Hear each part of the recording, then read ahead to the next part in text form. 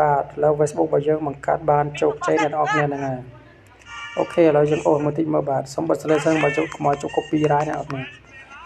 បាទអូខេឥឡូវចាប់បានហើយនៅប្រទេស K-Sot អ្នកនរគ្នាហ្នឹងហើយនេះបាទអញ្ចឹងអរគុណច្រើនបាយបាយសម្រាប់ការតាមដានអញ្ចឹងនេះផងដែរយើងមករៀនអំពីរបៀបបង្កើត Facebook ទុក share page របស់យើងអ្នកនរគ្នាហ្នឹងហើយអញ្ចឹងវីដេអូមុនគឺយើងបានបង្កើតទាក់ទងនឹង Gmail ទុកបង្កើត Facebook អ្នកនរគ្នាហ្នឹងអូខេឥឡូវខ្ញុំមកបង្កើត Facebook USA លេខ7អ្នកនរគ្នាហ្នឹងហើយអញ្ចឹងមើលតាមហ្នឹងទៅបាទឥឡូវវាចេញតម្រង់បែបនេះអ្នកនរគ្នាចុចពាក្យថាចាប់ផ្ដើមមកអ្នកនរគ្នាហ្នឹងហើយក្រោយពីយើងពាក្យចុចចាប់ផ្ដើមរួចវានឹងចេញឲ្យយើងបំពេញឈ្មោះអ្នកនរគ្នាហ្នឹងហើយឈ្មោះនេះផងដែរខ្ញុំក៏បានទៅយកពី website មួយអ្នកទាំងអស់គ្នាហ្នឹងហើយអញ្ចឹងអ្នកទាំងអស់គ្នាចូលទៅមើលតាមខ្ញុំទៅបាទសម្រាប់បងប្អូនដែលគាត់ចង់បង្កើតឈ្មោះជាអក្សរខ្មែរក៏បានអង់គ្លេសក៏បានដែរតែដោយសារខ្ញុំបង្កើតគេហៅថា admin បរទេសអ្នកនរគ្នាហ្នឹងអ្នកនរចុចចូលតាមខ្ញុំបាទដំបូងខ្ញុំចុចចូលជ្រុំហើយយើងយក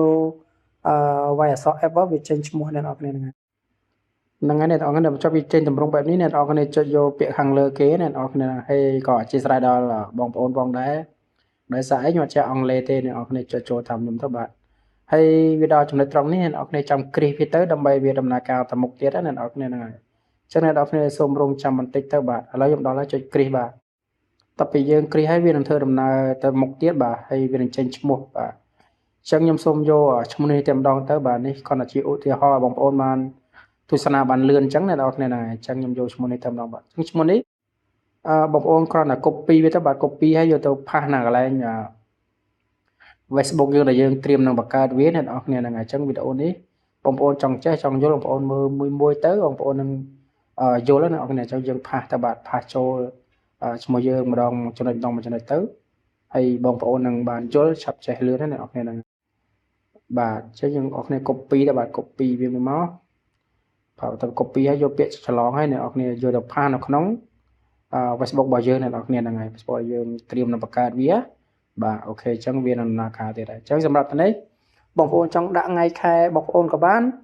បងប្អូនដាក់បរិះក៏បានដែរក៏វាអាចដំណើរការទៅដែរអញ្ចឹងសម្រាប់ខ្ញុំគឺខ្ញុំដាក់តាមដែលខ្ញុំបានយកមកអញ្ចឹងអ្នកនរគ្នាហ្នឹងហើយចង់បងប្អូនមើលតាមនឹង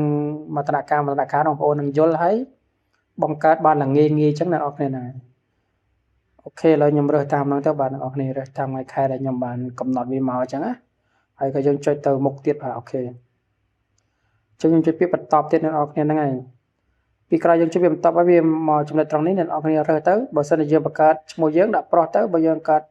ចង់យកស្រីយើងដាក់ស្រីចឹងគ្រីយកពាក្យស្រីមកហើយយើងចុចពាក្យបន្តទៀតអ្នកនរគ្នាបន្តមកទៀតចំពោះចំណុចត្រង់នេះអ្នកនរគ្នាហ្នឹងហើយអញ្ចឹងខ្ញុំបង្កើត Facebook ដោយប្រើ Gmail អញ្ចឹង Gmail ដែលខ្ញុំបានធ្វើវីដេអូបង្ហាញមុនហ្នឹងអ្នកនរគ្នាចូលទៅមើលទៅអ្នកនរគ្នានឹងយល់ហើយបាទអញ្ចឹងសម្រាប់ត្រង់នេះខ្ញុំសូមបិទទេអ្នកនរគ្នាដោយសារអី